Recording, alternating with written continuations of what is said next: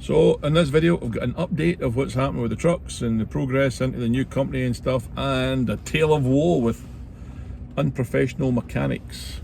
If you haven't subscribed, that'd be great if you did. If you're looking for work, shoot us a message, eh? Thanks for watching.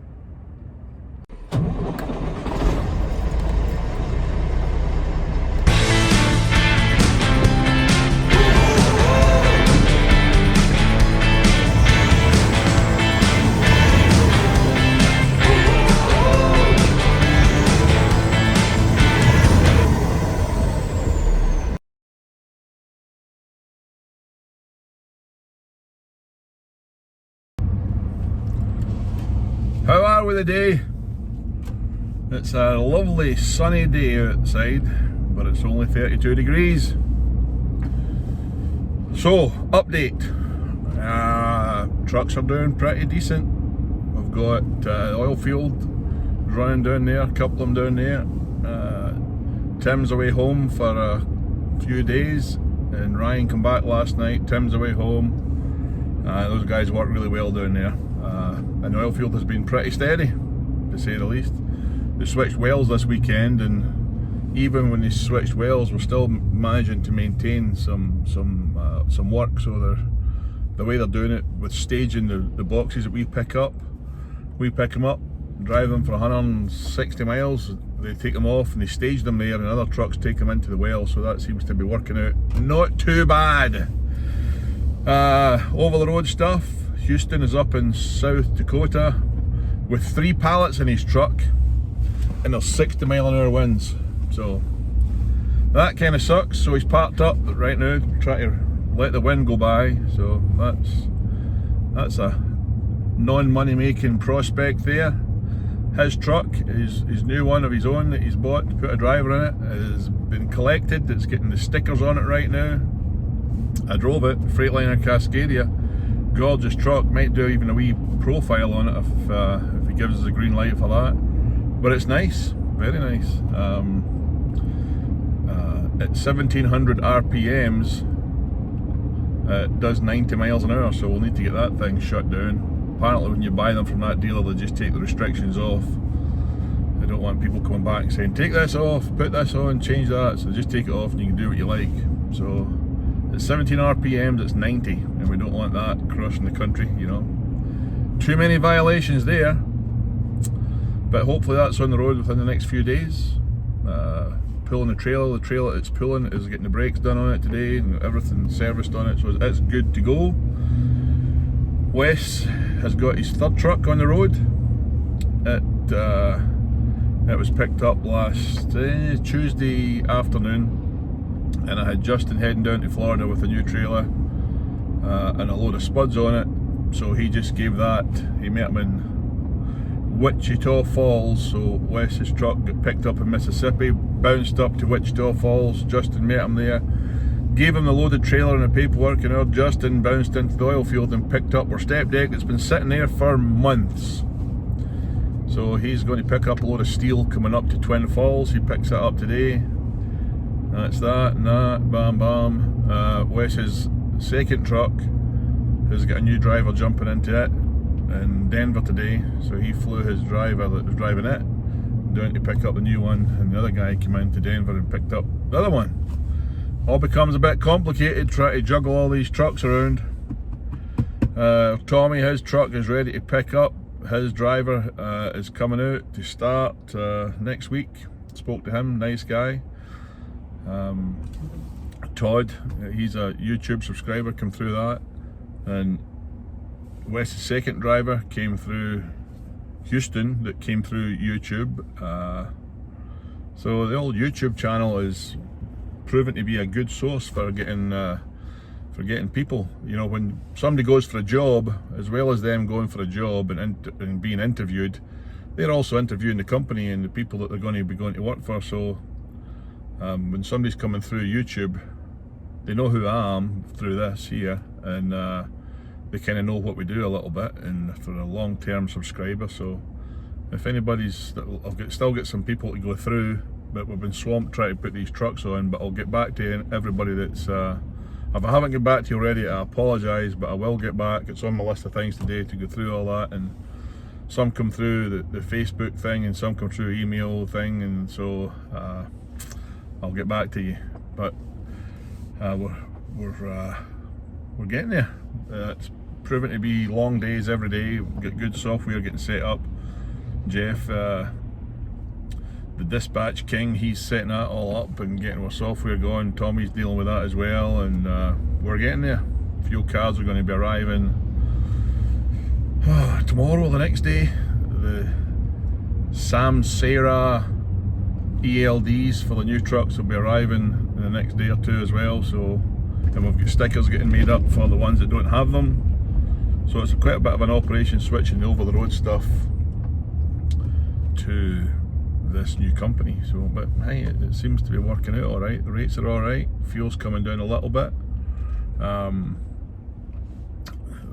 The oil fueled guys, like I said, were doing good. Wes's trucks are running, and you know, it's a good thing. I was having a laugh with Wes the other day there, and he's tomorrow will be a big. Hopefully, it's a big day for him. He'll be in the oil field driving for me, hauling the sand. He likes to do the oil field, and he'll have 3 trucks running over the road. So it's a good. There's obviously growing pains, and you know, you get nervous. I know I am right now. Our fuel bill last week was the highest it's ever been, and you look at that every week thinking, holy smoke, that is a sizable chunk of change, you know. So, but we're getting there. Quite enjoying the challenge. You know, everybody should have a challenge now and again. You make sure they've still got something in them, some blood pumping through their veins. Somebody doing a 3-point turn on a freaking junction. But anyway, I'm going to tell you a tale of woe here. Listen to this. You'll never believe this. So, in fact, I'll go to pop in here and see somebody. I'll tell you when I come back out. Alright, hold on. Alright then, so wait till you hear this for a tale of freaking shoddy workmanship and incompetence. Our Volvo was heading down to Florida, load of spuds on, dropped off near Pensacola there, and on the way back, Justin was driving it lost its air pressure, starting to lose its air pressure. Pulls into the Loves in Loxley, Alabama. We find somebody on the internet, and they say, well, we'll be right out, we're only 2 or 3 miles away, something like that. They show up. You need a compressor. Okay. Can you get one? Yep, Volvo's got one 23 miles away. Okay, cool. Go get it. This is about lunchtime. Let's get it and get it on there. So, away they go.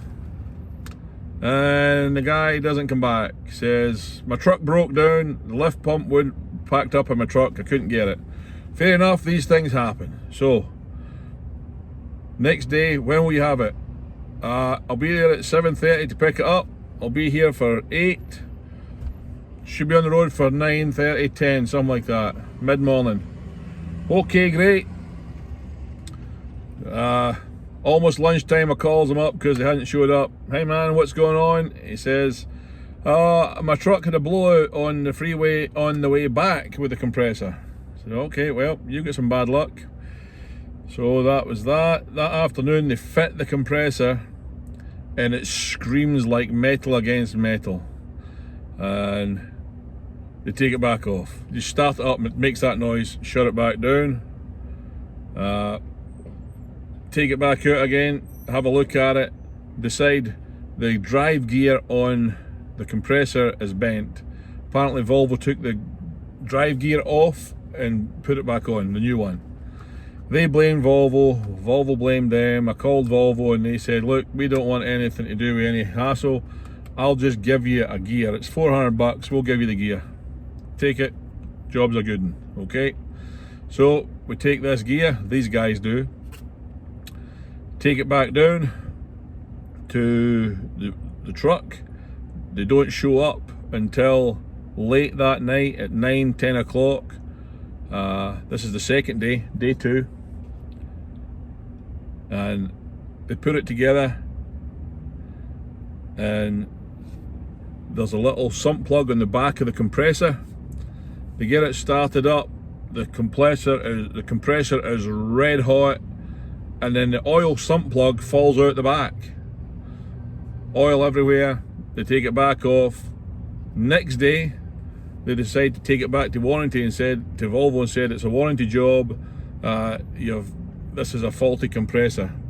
So then we come to find out on the compressor casing there are 3 holes on little dog ears that stick out, you know, with a hole in them. That's what the compressor bolts onto the studs on the back of the engine. One of those is snapped off. The new gear is all scraped up. The drive gear on the front of the engine, the accessory drive gears, are scraped up. They take it back to Volvo and say, this is not a good compressor. The case is broken. They broke the case. They've pushed the crankshaft of the compressor all the way in, and they've got an air gun. So to put the compressor on, you've got the engine block here, and the compressor's supposed to go like that. The casing and the back of the flywheel casing, right, is supposed to be flush. They didn't line up the gears to interlock inside, and so they had gears butted up against each other, had the compressor in at an angle, and to force it in, they put the nuts onto the 3 studs and run it in with an air gun, snapped one of the ears off, and pushed and wrecked the compressor. So I'm getting a wee bit irritated by this time, and the guy says, listen, I've spent $900 on this compressor. I'm not about to do it again. Get somebody else to fix your truck. That was his words. I'm done. He's got my compressor casing. I've already paid, so he's got the compressor casing, all the fittings that go into it, the oil fittings, the water fittings, the freaking airline fittings, everything. He's got to drove away with it. So I'm 2,000 miles from there. Justin's in the truck stop, no compressor, we're dead in the water. Call the people to lease the truck from who are 50 miles from there and said, hey, do you know anybody there that could come out and do this? No, we don't, but we'll put you in touch with somebody that's good. They do that. Then I have to pay a core charge for the new compressor, the second compressor. I've got to order fittings. I've got to find another mechanic to go out to this truck. He goes and collects the compressor, and we don't have a gear drive for it because they've wrecked the new gear drive. They bent the one that we had and they've wrecked the new one. So I've got to get another gear drive from Mack Trucks on the Monday. Truck sits all weekend. On the Monday, the stuff shows up. We get somebody to come out there. I had to pay the guy an extra $500 to go out there on the Tuesday night after work, and getting all the fittings, getting all the bits that we needed together. Cost me $2,000 in bits, including a compressor and a core charge and a new gear, and it cost me $1,860 to get a man to go out and fit it and clean up somebody else's mess. If you're ever running through Loxley, Alabama, think twice about who comes out to your truck to fix it. I'll put a name on here. There's a legal thing going on here with this, because that was shocking performance. The credit to the other guy that went out to it. He was absolutely first class. Worked away there, got it going, up and running, going. But it just shows you, be very careful who you get to work in your trucks at the side of the road. Skilled mechanics are getting harder and harder to find. We put a truck into Loves. I mentioned this maybe in a previous video, to get our tyre pressures checked at Loves Tyre Pass, and they checked them. Yeah, everything's fine. We've never had a flat tyre in that truck. Then within 12 hours, 2 tyres are flat. The valve never reset in the stems, and some kid just pulled them off and never thinks to check a little bit of spit on the valve, you know. None of that kind of stuff. And then we get stopped at the side of the road in a weigh station with 2 flat tyres, one in a different axles. Preventative maintenance, don't know about that. And then we put the same truck in to get an oil change in between the wells working, thinking we'll be proactive here. And Wes calls me the next day saying, I've got a terrible oil leak. Where's it coming from? Don't know, can't tell, it's just everywhere. Massive puddle below it. So isn't too far from the Loves. I said, look, wash it off, you know, spray some brake cleaner on it, whatever you can, and see if you can see where it's leaking. So he does that, and it turns out that it's bubbling out from the top of the oil filter. When they put it on, they crack the threads on the oil filter, and oil's peeing out all over the floor. Shocking. Well, you need to show us your receipt to prove that you got the oil changed here. Like, no, I don't. Get in your computer, put in the freaking truck number and the company, and you pull it up, and then you put the new filter on it, and then give me a bunch of oil to compensate me for all the oil we had to put in it to get it to you. The level of engineering in some of these workshops, you know, one of my videos that I first made, the first video to get over 1,000 views, was the one where the kid in the TA down in Big Spring, Texas, changed their oil and put the wrong filter on it and locked up the engine, and cost $65,000 of the damage to that engine, to buy a brand new engine for it. So careful where you put your trucks. You try and hobble them home to their little wee castle over there by Jeff, so that he can have a proper look at them. We do like that. So, but that's the tale of woe with the trucks, with getting some of this maintenance done on the road.